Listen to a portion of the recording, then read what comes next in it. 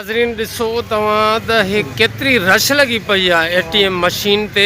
ऐं ATM machine वारनि जी जेके बैंक अमलदारनि जी वरी माना जेका लुचाई हुई ॾिसो त कुझु कार्ड जेके पंहिंजा आहिनि उहे अलाउ करे बाक़ी माना लिंक डाउन था करे छॾनि। त माना हीअ जेके कार्ड आहिनि कुझु हीअ माण्हू एटीएम कार्ड खयूं बीठा आहिनि और हलन था कमांडो साहब वॾी महिरबानी तव्हांजी ये हलन था घुर कई आहे अचे केतिरो आवाम तकलीफ़ में आहे तव्हां ॾिसी पाण सघो था साईं। बिल्कुलु बि तव्हां पंहिंजे नाज़रीन खे बि ॾेखारियो त केतिरो आवाम मथे जीअं एटीएम ते परेशान आहे। सिर्फ़ु यूपीएल जा हलनि था ॿियनि बैंकुनि जा हिते नथा हली सघनि। महिरबानी कमांडो साहब तव्हांजी महिरबानी मथे जीअं गरीब आवाम जी पर घुर कई आहे। Thank U. जेको आहे तो नाज़रीन ॾिसो चाचो जेको एटीएम ते तव्हां नेशनल बैंक वारीअ ते वियो उतां मोटी आयो आहे साईं।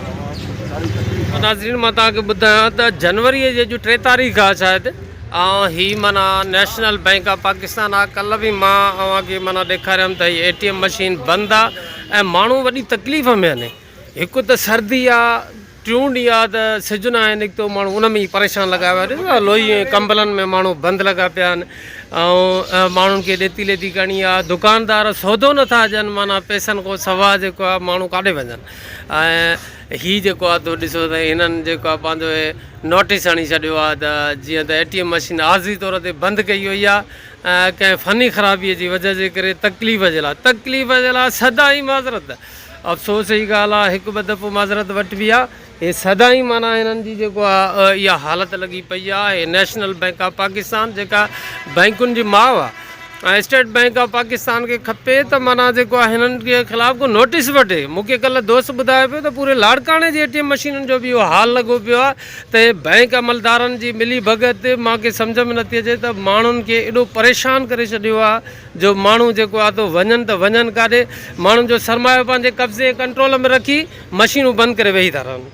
नेशनल बैंक जी एटीएम मशीन बंदि हुजण करे ही रश आहे यूबीएल बैंक ते। यूबीएल बैंक वारनि खे वरी बि ऑफरिन आहे जो अॼु हिननि एटीएम मशीन खोली आहे, कल्ह हिननि जी बंदि सॼो ॾींहुं।